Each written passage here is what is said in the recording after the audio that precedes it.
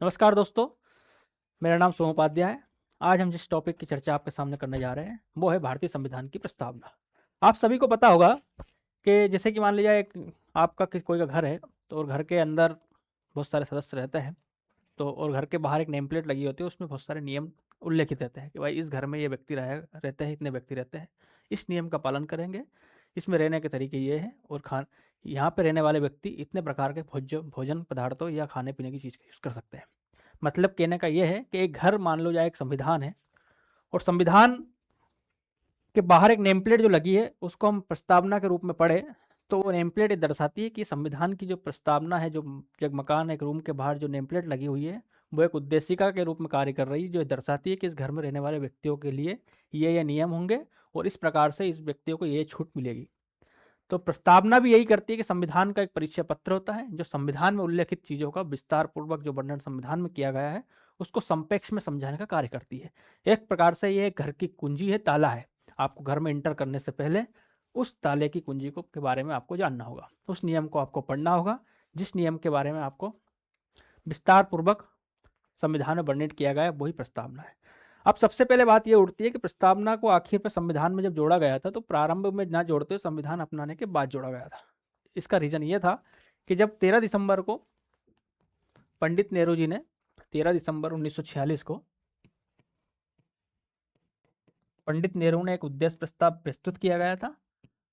तो उस उद्देश्य प्रस्ताव को प्रस्तुत किया गया, उसके बाद में इसमें विस्तार पूर्वक चर्चा की गई थी, क्योंकि क्या हो गया, भारत में उस दौरान विभाजन की स्थिति थी और विभाजन चल रहा था, ये विभाजन अपनाया गया था। तो उस दौरान डायरेक्ट प्रस्तावना को ना अपनाते हुए उस पर विस्तार पूर्वक चर्चा की गई, सभी लोगों का मत स्पष्ट तौर पर जाना गया, सभी विस्तार पूर्वक वाद विवाद किया गया। उसके बाद में 22 जनवरी 1947 को इस उद्देश्य प्रस्ताव को अपनाया गया और यही उद्देश्य प्रस्ताव बाद में भारत का संविधान की प्रस्तावना बना। ठीक है, तो अब सबसे पहले प्रस्तावना को पढ़ने से पहले हमें प्रस्तावना को कहाँ से लिया गया, आखिर इसको अपनाने से पहले कौन कौन से संविधान का, विश्व के संविधान का अध्ययन किया गया और कहाँ से इसकी भाषा ली गई, उसके बारे में कुछ तथ्यात्मक जानकारी आपसे मैं शेयर कर रहा हूँ। जैसे कि सबसे पहले आपको जानना होगा प्रस्तावना क्या है। संविधान की कुंजी है प्रस्तावना।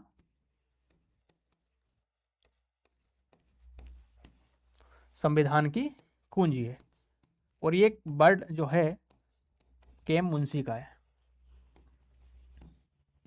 कुंजी इसलिए कहा गया है कि किसी भी प्रकार से आप घर का जो ताला है, मान लीजिए घर है, एक मकान बना हुआ, उस मकान में एक बाहर एक ताला लगा दिया गया है। उस ताले को यदि आप उस मकान में आपको एंटर करना है तो आपके पास में एक चाबी होनी चाहिए ताला खोलने के लिए, और वो चाबी ही क्या है, उस घर के अंदर जाने के आपका मार्ग प्रशस्त करेगी। मतलब कि संविधान एक घर है और उस घर में आपको एंटर करना है तो उससे पहले आपको इस चाबी, प्रस्तावना रूपी चाबी का अध्ययन करना होगा। दूसरी बात यह है कि हम इसमें अगला जो तथ्य पढ़ते हैं कि प्रस्तावना एक उद्देश्य प्रस्ताव था जिसको 13 दिसंबर 1946 को प्रस्तुत किया गया था, और उसी उद्देश्य प्रस्ताव को बाद में 22 जनवरी 1947 को अपना लिया गया और बाद में क्या बना, भारतीय संविधान की प्रस्तावना बना। प्रस्तावना की जो भाषा है, देखो प्रस्तावना का 13 दिसंबर 1946 को पंडित जवाहरलाल नेहरू द्वारा संकल्प प्रस्ताव प्रस्तुत किया गया था और बाद में इसको 22 जनवरी को अपनाया गया। तो बाद में क्या हुआ, भारत का प्रस्तावना बना। उसके बाद में जब आपको पता है सभी को 26 नवंबर 1949 को संविधान को अपनाने के बाद में इसको 26 जनवरी 1950 को लागू कर दिया गया और उसी दिन से प्रस्तावना को लागू हुआ माना जाता है। एक्सेप्ट क्या हुआ 22 जनवरी 1947, लागू कब हुआ 26 जनवरी 1950। जहां तक प्रस्तावना की जो भाषा है वो ऑस्ट्रेलिया के संविधान से ली गई है, जबकि प्रस्तावना का जो लिखने की जो शैली है वो कहाँ से ली गई है, हम भारत के लोग ऐसी एक शैली है वो कहाँ से ली गई है, अमेरिका से। प्रस्तावना को की जो शैली है वो कहाँ से ली गई, अमेरिका की, और उसकी जो भाषा है वो कहाँ से ली गई है, ऑस्ट्रेलिया से।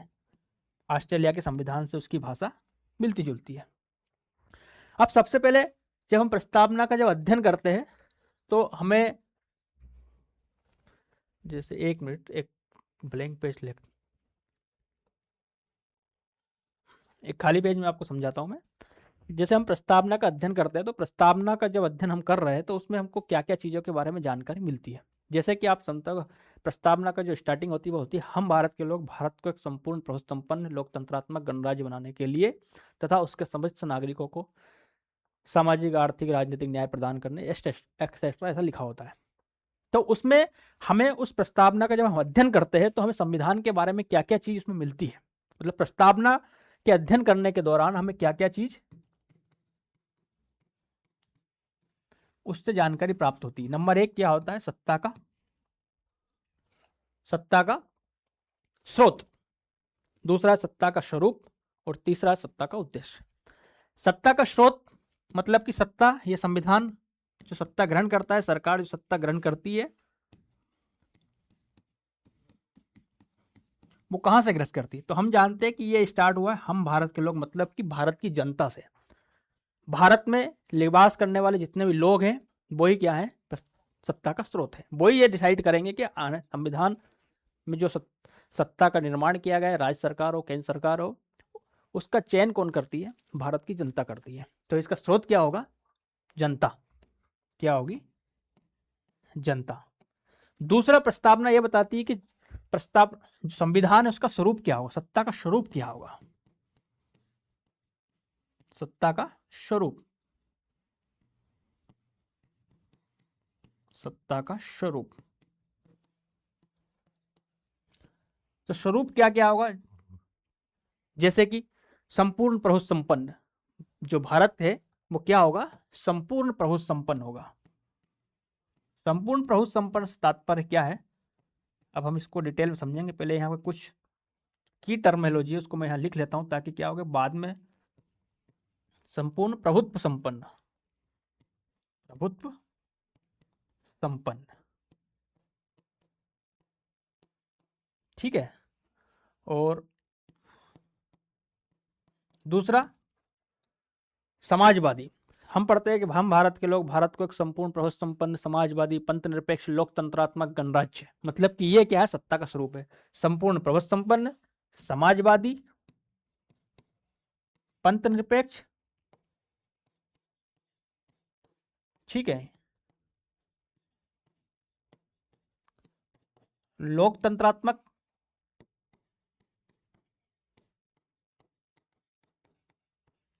और गणराज्य। ये क्या होगा, सत्ता के स्वरूप है। हमने अभी तक जो चर्चा आपके सामने की है, जो मैंने की है कि भारत प्रस्तावना में हमें क्या क्या चीज मिलती है। नंबर एक होता है सत्ता का स्रोत, जनता होती है। जनता से तात्पर्य समस्त हिंदुस्तान में रहने वाली आबादी से है, जो कि नागरिक है। सत्ता का स्वरूप क्या क्या होगा कि भारत एक संपूर्ण प्रभुत्व संपन्न समाजवादी पंथ निरपेक्ष लोकतंत्रात्मक गणराज्य होगा। उसके बाद में सत्ता का उद्देश्य क्या है, भाई जिस सत्ता का ये संविधान का आप लागू पालन कर रहे हैं, आखिर पर उसका उद्देश्य, उसका मोटो क्या है, कि किस लिए आपने कि उसका उद्देश्य क्या है कि आप इस संविधान को आप लागू करना है। तो उसका उद्देश्य क्या है कि न्याय, स्वतंत्रता, समता, व्यक्ति की गरिमा, बंधुता, एकता, अखंडता सुनिश्चित करना। मतलब क्या क्या उद्देश्य है कि व्यक्ति को न्याय प्रदान करना है, भारत के व्यक्ति को क्या प्रदान करना, न्याय प्रदान करना है। और न्याय में कौन कौन से नियम, राजनीतिक, आर्थिक और सामाजिक न्याय। न्याय तीन प्रकार के हैं, राजनीतिक, आर्थिक और सामाजिक न्याय, ठीक है। और उसके बाद में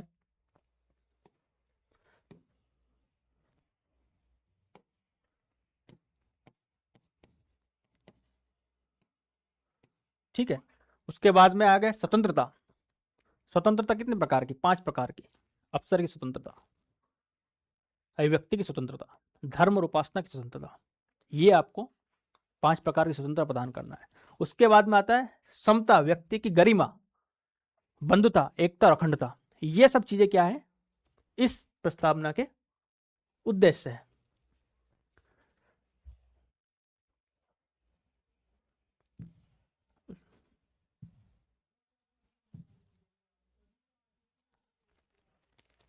जैसे जैसे आप चीजें मैं समझाता हूँ पीडीएफ पीपीटी के माध्यम जैसे लिखा जनता सर्वोच्च शक्ति मानी गई है, क्योंकि हम इसकी शुरुआत कहाँ करते हैं, हम भारत के लोग से करते हैं, ठीक है।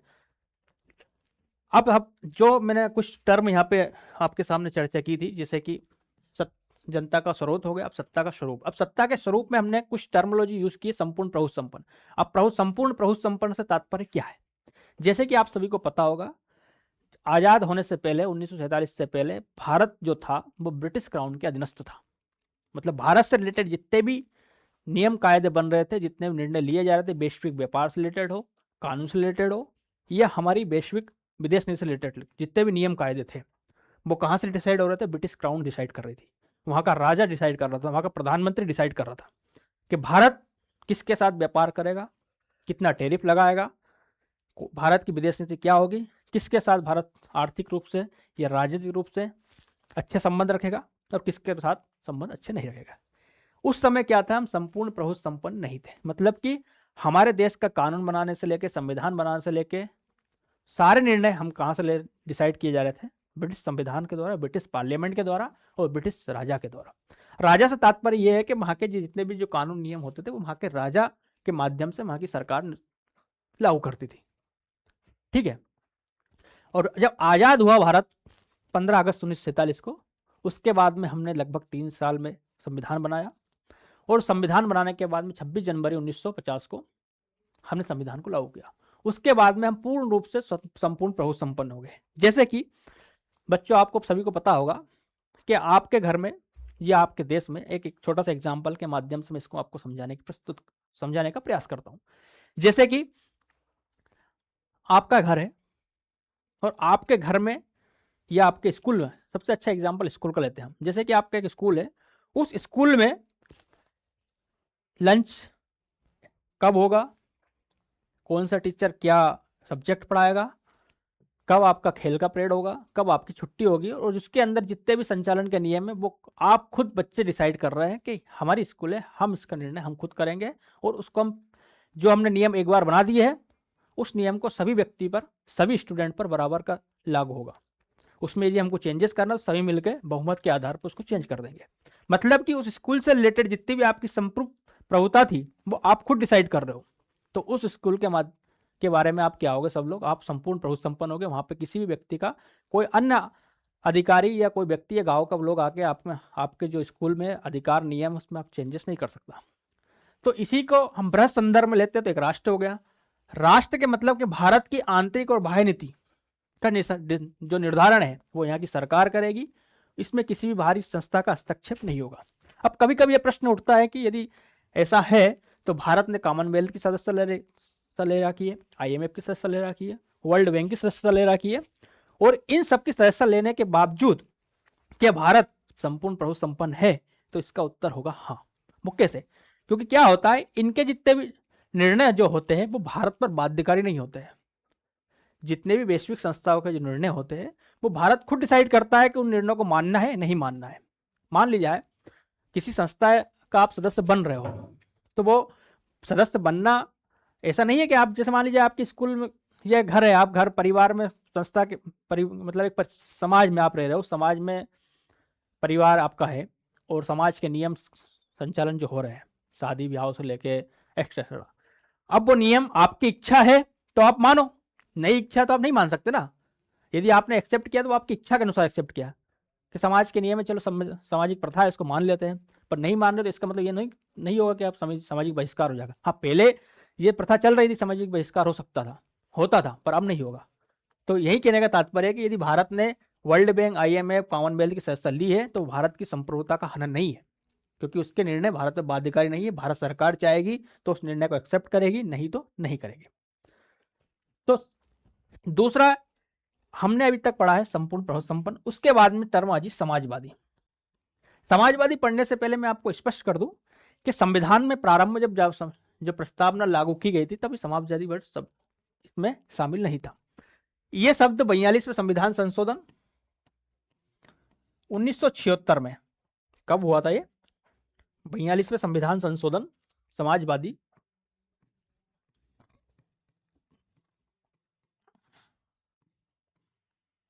कब जोड़ा गया?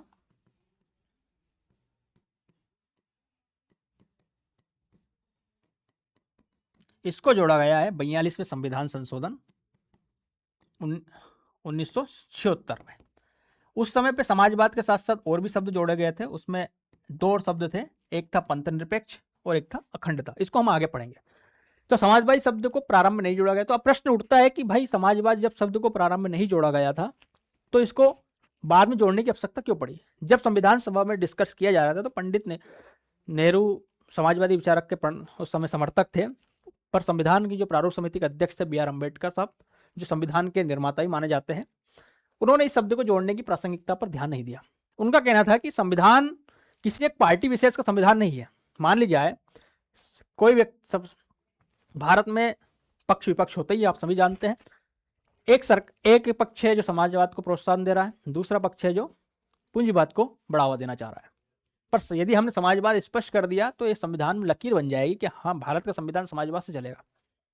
इसीलिए वर्तमान में जो बीजेपी की सरकार है समाजवादी शब्द का विरोध करती है और इसको हटाने का प्रयास, मतलब इसके समर्थक भी है वो, क्योंकि कुछ लोग इसके तो उस समय अम्बेडकर साहब ने बोला था कि समाजवाद, हम संविधान सभी लोगों के लिए बना रहे, किसी एक पार्टी विशेष के लिए नहीं बना रहे। यदि भविष्य में यदि किसी को जरूरत होगी तो वो ऐड कर सकता है, बाकी समाजवाद की जरूरत नहीं है, क्योंकि समाजवाद एक तरह से किसी एक पक्ष विशेष को समर्थक देता है, क्योंकि उस समाजवाद जोड़ने से पूंजीवाद का कहीं ना कहीं विरोध दिखाई देता है। तो हम सबसे पहले ये समझते हैं कि समाजवाद आखिर को होता क्या है। आप सभी को जानते हो कि समाजवाद दो प्रकार का होता है। एक होता है मार्क्स का समाजवाद,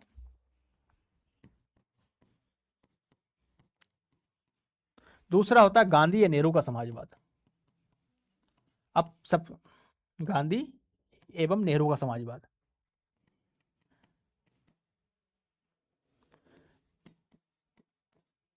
नेहरू का समाजवाद, समाजवाद का मतलब होता है कि सभी व्यक्ति में समान रूप से संसाधनों का वितरण करना। मतलब कि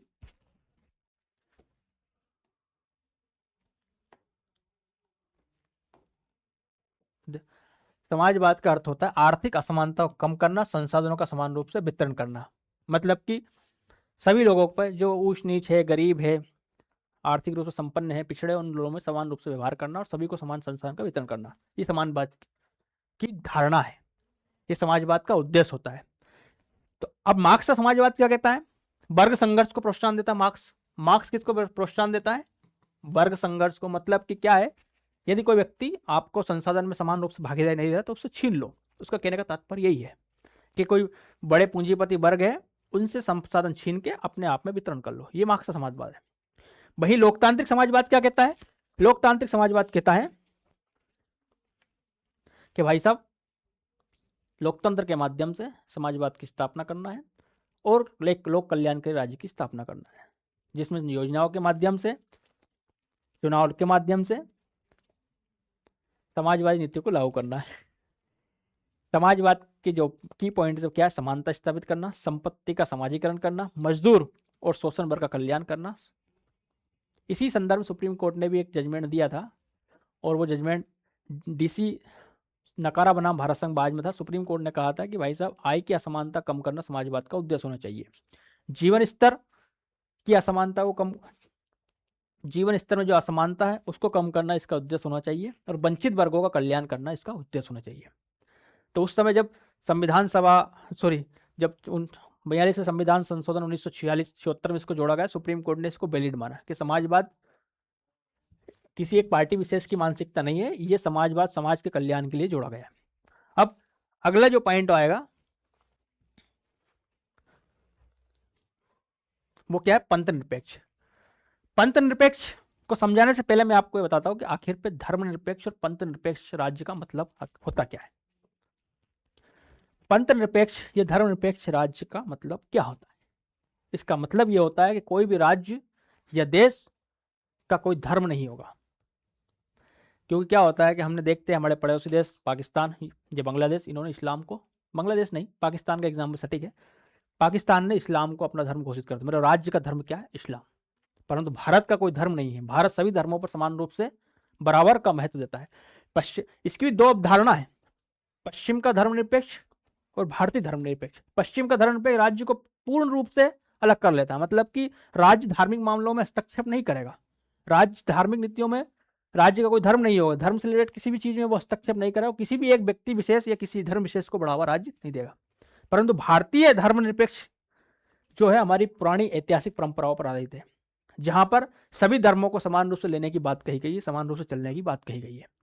भारत में 6 प्रकार के जो धर्म है, आप 6-7 प्रकार के धर्म है, उसमें से भारत मुस्लिम ईसाई धर्म हो, इस्लाम हो, हिंदू हो, सिख हो, बौद्ध हो, जैन हो या यहूदी धर्म हो, सभी धर्मों को समान रूप से बढ़ावा देगा, सभी धर्मों को समान रूप से संरक्षण करेगा और उनकी धार्मिक नीतियों में चेंजेस भी कर सकता है। जैसे देखो, हमने हिंदू उत्तराधिकार कानून के माध्यम से क्या करा है, हिंदुओं के लिए अलग से कानून बना दिया है, संसद इसमें हस्तक्षेप कर सकती है।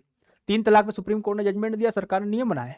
तो हम समाज को आगे ले जाने के लिए हमारे धर्म में चेंज भी कर सकते हैं, बस ये है कि उसकी मूल भावनाओं में चेंजेस ना करते हुए हम धर्म को सकारात्मक रूप से सुधार करने के लिए हमारी संसद, हमारी सरकार प्रतिबद्ध है और धर्म को प्रोत्साहन भी करती है समान रूप से। हाँ, यह है कि एक धर्म विशेष को नहीं करेगी, ऐसा नहीं है कि सरकार है तो हिंदू धर्म को बढ़ावा देगी। जहाँ एक तरफ मंदिर और गलियारों का निर्माण सरकार द्वारा किया जा रहा है, कुंभ को प्रोत्साहन किया जाता है, वही दूसरी ओर हज की सब्सिडी भी दी जाती है। अल्पसंख्यक मंत्रालय मुसलमानों और अन्य अल्पसंख्यक समुदाय के लोगों को विशेष योजनाओं के माध्यम से प्रोत्साहित भी करता है। तो सभी धर्मों को हम समान रूप से चलते हैं। ये हो गया धर्मनिरपेक्ष राज्य। अब कभी कभी प्रश्न ये उठता है कि क्या भारत एक धर्मनिरपेक्ष राज्य है? पूर्ण रूप से धर्मनिरपेक्ष राज्य आपको दिखाई देता है? तो इसके कुछ पक्ष में और विपक्ष में तर्क दिए जाते हैं। पक्ष में तर्क यह है कि भाई भारत में धर्म की भूमिका धर्मनिरपेक्ष कहां तक नहीं है।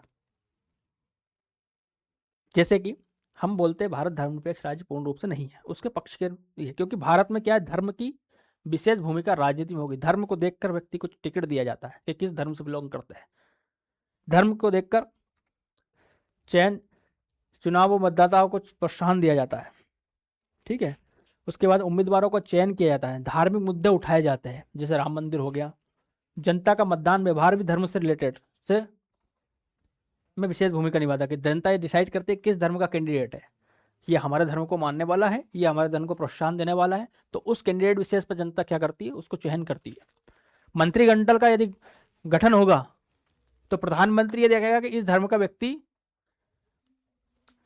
को लेना चाहिए, क्योंकि सभी धर्मों की समान रूप से भागीदारी मंत्रिमंडल दी जाती है। जबकि हमारे यहाँ तो धर्मनिरपेक्ष राज्य का आगे जरूर नहीं है कि हम किसी एक धर्म विशेष कोई सभी धर्मों को लेकर चले, किसी एक धर्म विशेष के व्यक्ति को मंत्रिमंडल जगह दे सकते हैं, परंतु नहीं। भारत में यहाँ जाति समीकरण, धार्मिक समीकरण मतदाताओं को विशेष रूप से प्रभावित करते हैं, इसलिए यहाँ पे मंत्रिमंडल के गठन में भी सरकार धर्म के महत्व को स्वीकार करती है। सरकार की बहुत सारी नीतियां धार्मिक मुद्दों से रिलेटेड होती है, जो समय समय पर चुनाव में प्रचार में हमें दिखाई देती है। दूसरी जगह हम कहते हैं भाई भारत धर्मनिरपेक्ष नहीं है, तो उसके भी बहुत सारे पक्ष में तर्क है, क्योंकि भारत में धार्मिक स्वतंत्रता का अधिकार दे रखा है सभी लोगों को। सरकार सभी धर्मों को समान रूप से बढ़ावा देगी। मतदान का अधिकार हो गया, अवसर की समानता हो गई, धार्मिक स्वतंत्रता, जिसके बाद में धार्मिक स्वतंत्रता का अधिकार, अल्प सांस्कृतिक अधिकार, ये सब क्या डिसाइड करते हैं कि भारत धर्मनिरपेक्ष राज्य है और किसी एक धर्म विशेष को लागू नहीं करता है। दूसरी बात है लोक कल्याण, लोकतंत्रात्मक। अब अगला टॉपिक आता है लोकतंत्रात्मक। लोकतंत्रात्मक को समझने से पहले हमें लोकतंत्र की परिभाषा पढ़ना होगा। लोकतंत्रात्मक, लोकतंत्रात्मक से पहले हमें यह पढ़ना होगा कि आखिर लोकतंत्र क्या है। लोकतंत्र की सबसे सटीक परिभाषा यदि आपने पढ़ी हो, अगर हमेशा हम सब लोग उसी का इस्तेमाल करते हैं कि अब्राहम लिंकन के अनुसार लोकतंत्र वहां है जहां पर जनता द्वारा जनता के लिए और जनता के निर्माण के योग्य, जनता के हित में नीतियां बनाई जाती है, वही लोकतंत्र है। जैसे कि जनता द्वारा जनता के लिए जनता के कार्य हेतु जो नीति बनाई जाती है वो लोकतंत्रात्मक है। इसकी सटीक परिभाषा आप देख लेना। दूसरा, ये 2 प्रकार का होता है, आप जानते हैं, प्रत्यक्ष लोकतंत्र और दूसरा होता है अप्रत्यक्ष लोकतंत्र।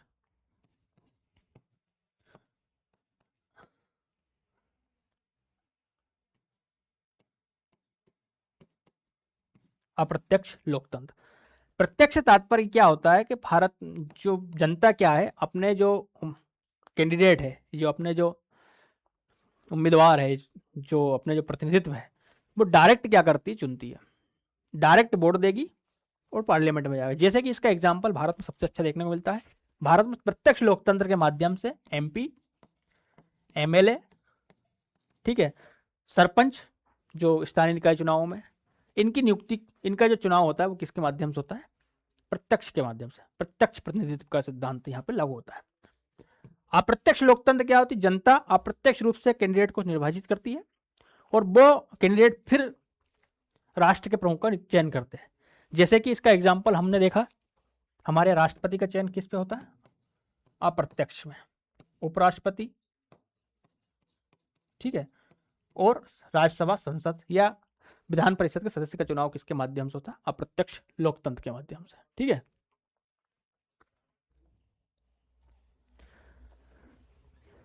अब इसमें भी दो प्रकार के प्रत्यक्ष और अप्रत्यक्ष के हो गए, उसके बाद में दो प्रकार के कोर्स, इसमें एक अलग प्रकार आता है जिसको हम बोलते हैं संसदीय लोकतंत्र और अध्यक्षात्मक लोकतंत्र। संसदीय लोकतंत्र जैसे कि हमने प्रत्यक्ष और अप्रत्यक्ष चयन के आधार पर पढ़ा है, अब पढ़ेंगे हम प्रकार के आधार पर, तरीके के आधार पर, जैसे कि संसदीय लोकतंत्र और अध्यक्षात्मक लोकतंत्र। हम प्रस्तावना को इसलिए विस्तार से पढ़ रहे हैं क्योंकि एक एक टर्मिनोलॉजी यदि आपने प्रस्तावना की समझ ली तो आपको संविधान का परिचय, इसलिए तो कहा जाता है प्रस्तावना को कि आपने इसके एक एक शब्दों को यदि पढ़ लिया डिटेल में विस्तार पूर्वक तो लगभग संविधान का आपने परिचय पूरा, संविधान का परिचय आपने बिल्कुल समझ अच्छे से पढ़ लिया। जैसे कि अब ये आप संसद ही पढ़ रहे हो तो आपको संसद, जैसे ही आप भाग 5 में जाओगे तो राष्ट्रपति एक जो चैप्टर है उसका नाम भाग 5 और 6, तो आप संसदीय लोकतंत्र के बारे में विस्तार से समझ जाओगे वहां। ठीक है, पंथ निरपेक्ष और धर्मनिरपेक्ष जो शब्द है आप मौलिक अधिकार में विस्तार पढ़ लोगे। पूरे न्याय, सामाजिक, आर्थिक, राजनीतिक न्याय जो हम पढ़ते हैं वो आप नीति निर्देश तत्वों में पढ़ लोगे। तो क्या है ये उसी का तो सारांश है। परिचय का मतलब क्या होता है कि सारांश, जैसे आपने किसी पुस्तक देखी होगी, पुस्तक को लिखने के बाद में उसके जब पुस्तक कंप्लीट हो जाए तो उसके पहले पेज पे एक आभार आता है, आभार एक भूमिका होती है, तो उस भूमिका के माध्यम से पुस्तक का सारांश समझाने की कोशिश की जाती है कि भाई इस चैप्टर पर ये दे रखा है, इस चैप्टर ये दे रखा है और हमने ऐसे ऐसे समझाया एक पेज में, तो आपको पुस्तक की पूरी भूमिका समझ में जाएगी। तो इसी प्रकार प्रस्तावना भी क्या है, संविधान की पूरी क्या है, परिचय है और भूमिका है, जिसमें हमने महत्वपूर्ण शब्द पढ़े, जैसे संपूर्ण प्रभु संपन्न हो गया, समाजवादी हो गया, पंथ निरपेक्ष हो गया, लोकतंत्रात्मक हो गया और गणराज्य हो गया। तो अब लोकतंत्र में क्या पढ़ेंगे हम? संसदीय लोकतंत्र, अध्यक्षात्मक लोकतंत्र। इसके उपजकर्ता हमने देखे कि संसदीय लोकतंत्र का जो प्रारंभिक जो सबसे बड़ा हमें उदाहरण मिलता है वो क्या है? ब्रिटेन। ठीक है, और अध्यक्षात्मक लोकतंत्र का सबसे सटीक उदाहरण जो मिलता है वो यूएसए, जिसको हम बोलते हैं संयुक्त राज्य अमेरिका। संसदीय लोकतंत्र में प्रधानमंत्री मुख्य होता है, साथ ही प्रधानमंत्री विधायिका का अंग होता है। अध्यक्षात्मक लोकतंत्र में राष्ट्रपति मुख्य होता है और यहां शक्तियों का पूर्ण पृथक्करण का सिद्धांत लागू होता है, राष्ट्रपति विधायिका का अंग नहीं होता है। यहां पे शक्तियों का पृथक्करण का सिद्धांत लागू होता है परंतु विधायिका और कार्यपालिका संलयन का सिद्धांत लागू, मतलब दोनों मिलीजुली होती है, न्यायपालिका इसमें अलग होती है। भारत ने क्या करा कि भारत में लगभग 200 साल ब्रिटेन का राज था, तो भारत ने क्या एक अनुभव के आधार पर 200 सालों में जो सीखा था ब्रिटिश पार्लियामेंट सिस्टम से भारत में जो लागू हुआ 1773 के रेगुलेशन एक्ट के माध्यम से, तो भारत ने क्या करा, संसदीय लोकतंत्र को अपनाया, क्योंकि यहाँ पे इससे परिचित है हम, 200 साल से इसको हम लागू कर चुके थे, भारत में लागू था और इससे मिला जुला एक एक्सपीरियंस, एक अनुभव आ चुका था, तो हमने क्या करा, संसदीय लोकतंत्र अपना लिया, अध्यक्षात्मक नहीं अपनाया। ठीक है, तो ये दो प्रकार का होता है। इसको हम डिटेल में भी यहाँ नहीं पढ़ रहे क्योंकि इसको हम आगे पढ़ेंगे, डिटेल में पढ़ेंगे तो लगभग एक लेक्चर इसी में चला जाएगा। हमने पढ़ लिया कि संसदीय लोकतंत्र में क्या होता है कि प्रधानमंत्री मुखिया होता है, उसी के माध्यम से सरकार का संचालन होता है और विधायिका का अंग होता है। भाई अध्यक्षात्मक में राष्ट्रपति मुखिया तो होता है परंतु विधायिका का अंग नहीं होता है, पूरे कार्य ये राष्ट्रपति से एकदम पृथक होता है, इसका सदस्य भी नहीं होता है। ठीक है, अब ये हो गया लोकतंत्र। अब अगला जो टर्म आता है गणराज्य। गणराज्य से तात्पर्य यह होता है कि भारत को गणराज्य इसलिए कहा जाता है क्योंकि यहाँ राष्ट्र का जो प्रमुख होता है वो जनता के द्वारा निर्वाचित होता है, जबकि ब्रिटेन गणराज्य नहीं है, क्योंकि ब्रिटेन क्या है, गण मतलब गण राज्य का मतलब होता है गण प्लस राज्य, गण मतलब कि जनता, जनता का राज्य, मतलब यहाँ का जनता का द्वारा चुना हुआ प्रतिनिधित्व ही यहाँ पर शासन करेगा। राजतंत्र का मतलब होता है राजा का राज्य, यहाँ पर राजा के द्वारा ही राजतंत्र या संचालन किया जाता है। ब्रिटेन को राजतंत्र अर्थ मतलब संवैधानिक राजतंत्र इसलिए कहा जाता है कि वहां पर राजा वंशानुगत रूप से राष्ट्र का प्रमुख होता है, जैसे कि ब्रिटेन में राजा होता है, और भारत में क्या होगा, राष्ट्रपति जो होगा वो अप्रत्यक्ष रूप से जनता के द्वारा चुना जाता है, इसी को हम गणराज्य कहते हैं। हमने अभी तक प्रस्तावना पढ़ा है, प्रस्तावना कब प्रारंभ हुई थी उसके बारे में समझा है, प्रस्तावना के जो स्रोत है उसके बारे में समझा है। अब प्रस्तावना के उद्देश्य बचे हैं, उन उद्देश्य के बारे में हम समझ लेते हैं कि आखिर उस उद्देश्य में क्या क्या चीज पढ़नी है हमको।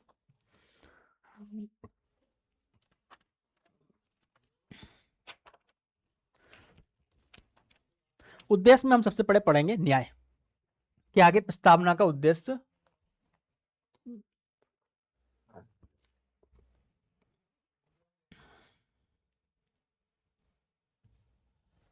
हाँ, भारतीय प्रस्तावना में 3 प्रकार के न्यायों का वर्णन है, सामाजिक न्याय, आर्थिक न्याय और राजनीतिक न्याय।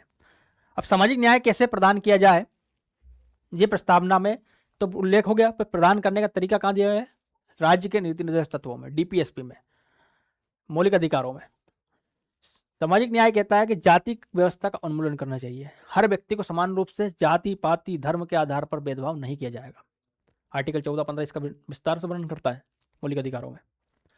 लिंग समानता की स्थापना, महिला या पुरुष के बीच में किसी प्रकार का वेतन से रिलेटेड यह कोई भी प्रकार की असमानता नहीं की जाएगी, मतलब महिला और पुरुष को समान रूप से देखा जाएगा, समान शिक्षा दी जाएगी, समान अवसर की समानता दी जाएगी और वेतन भी समान दिया जाएगा।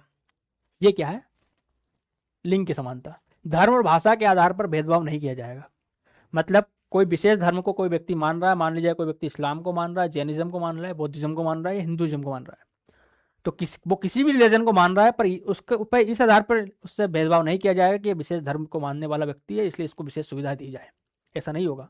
उस व्यक्ति को धर्म के आधार पर ना तो मतदान में भेदभाव किया जाएगा, ना ही स्कूल शिक्षण संस्थानों में भेदभाव किया जाएगा, ना ही अवसर की समानता में भेदभाव किया जाएगा, उसको समान अवसर मिले जाएंगे।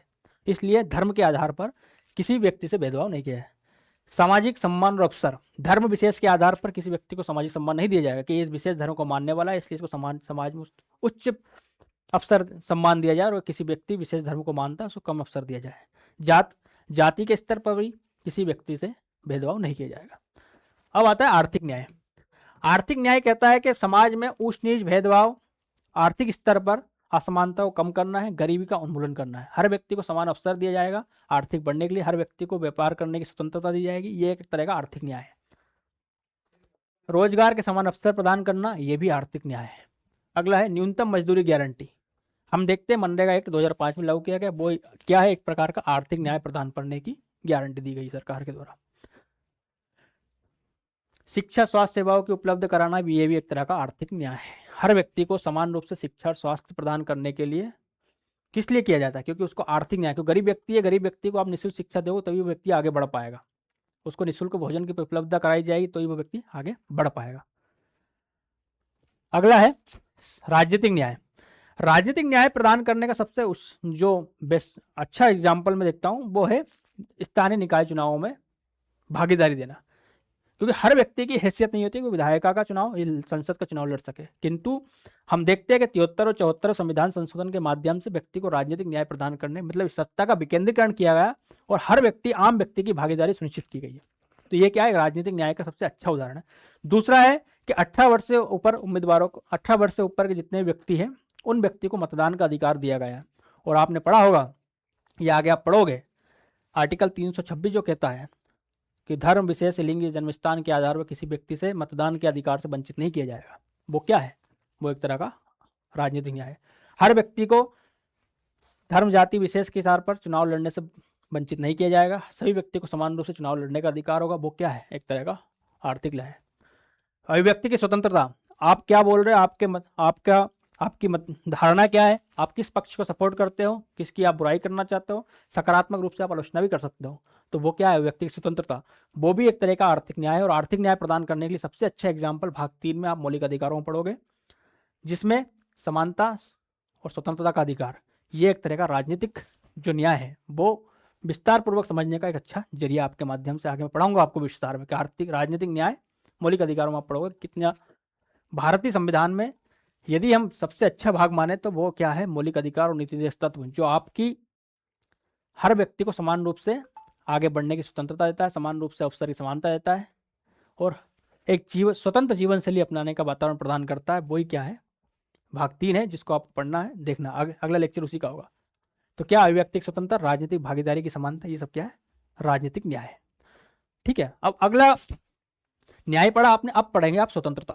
स्वतंत्रता का तात्पर्य है कि हर व्यक्ति को धर्म के मानने की स्वतंत्रता, उपासना की स्वतंत्रता, अभिव्यक्ति की स्वतंत्रता, व्यापार करने की स्वतंत्रता, अवसर की समानता, ठीक है, कानून के समक्ष समानता, ये सब क्या है, स्वतंत्रता है। अब यहाँ पे हम देखते हैं कि 5 प्रकार की हम स्वतंत्रता पढ़ते हैं किसमें, प्रस्तावना में, विचार, अभिव्यक्ति, विश्वास और धर्म की और उपासना की स्वतंत्रता। तो स्वतंत्रता का जो है वो क्या है, एक प्रकार का सत्ता का उद्देश्य है, हर व्यक्ति को समान रूप से स्वतंत्रता प्रदान करना, धर्म को मानने की स्वतंत्रता, हर व्यक्ति किस धर्म को मान रहा है, जैसे मान लीजिए कोई व्यक्ति स्कूल का बच्चा है, कोई मुस्लिम धर्म को मानने वाला होगा, कोई इस्लाम मतलब जो हिंदू धर्म को मानने वाला होगा, हर व्यक्ति कोई सा भी धर्म मानेगा, परंतु उसे किसी प्रकार से शिक्षा से वंचित नहीं किया जाएगा, न ही अवसर से वंचित किया जाएगा। ये क्या है, एक प्रकार से स्वतंत्रता की। अब अगला जो हमने पढ़ा था,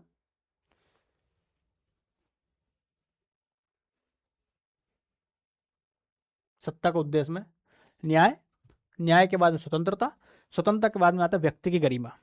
व्यक्ति गरिमा से तात्पर्य है कि हर व्यक्ति का निष्ठा का ध्यान रखा जाएगा। जैसे निष्ठा का अधिकार जो आर्टिकल 19 में हम पढ़ते में सुप्रीम कोर्ट ने, आर्टिकल 21 में सुप्रीम कोर्ट ने इसका उल्लेख किया है, जीवन जीने की स्वतंत्रता में, उसमें निष्ठा का अधिकार का उल्लेख है। सुप्रीम कोर्ट ने अच्छे से पुट्टा स्वामीवाद बनाम भारत संघ में किया है।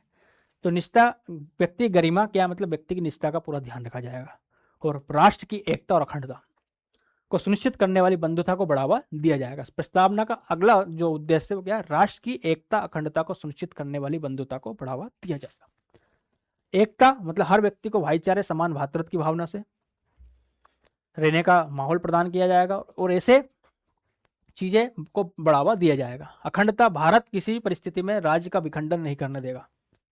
इसी स्थिति में सरकार ने कुछ आपातकालीन प्रावधान भी दिया कि ऐसी परिस्थिति निर्मित हो जाए तो केंद्र सरकार आपातकालीन प्रावधानों का लागू करके उसकी अखंडता को सुनिश्चित कर सकती है। हमने प्रस्तावना का स्रोत, सत्ता का स्वरूप, सत्ता का उद्देश्य पढ़ा है।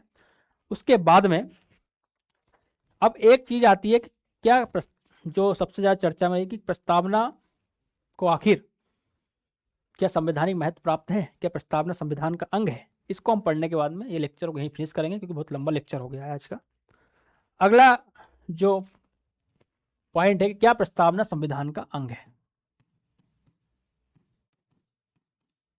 इस सबसे पहले इस प्रकार की जो बातें हैं वो A.K. गोपालन बनाम भारत संघवाद 1950 में सुप्रीम कोर्ट के समक्ष में गई थी। तो सुप्रीम कोर्ट प्रस्तावना संविधान का अंग है क्योंकि इसको उस समय क्या है कि संविधान से अलग से जोड़ा गया था और लास्ट में जोड़ा गया था, तो ये प्रश्न उपस्थित हुआ। सुप्रीम कोर्ट में पहला केस गया A.K. गोपालन बाद। आपको पता होना चाहिए कि यही संविधान से रिलेटेड किसी प्रकार की व्याख्या करनी है, संविधान के बारे में अच्छे समझाना है और आपको ये समझने में दिक्कत आ रही है तो सरकार या कोई व्यक्ति जाके सुप्रीम कोर्ट जाएगा और सुप्रीम कोर्ट ही निर्धारण करेगी, उसकी व्याख्या करेगी कि कोई चीज संविधान का अंग है या नहीं है। तो इसके लिए सुप्रीम कोर्ट ही सबसे अच्छा माध्यम था कि भाई प्रस्तावना को संविधान का अंग है या नहीं, यह संसद खुद डिसाइड करेगी, संविधान संशोधन के माध्यम से उसको जोड़ेगी। और दूसरा है कि सुप्रीम कोर्ट व्याख्या करेगी। तो सुप्रीम कोर्ट के पास सबसे पहले A.K. गोपालन बना मद्रास राज्य,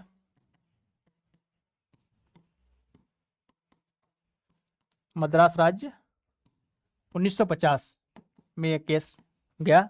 सुप्रीम कोर्ट ने विस्तार पूर्वक इसकी चर्चा की और सुप्रीम कोर्ट ने कहा कि नहीं भाई, संविधान को समझने के लिए प्रस्तावना सही है परंतु संविधान का हिस्सा नहीं है।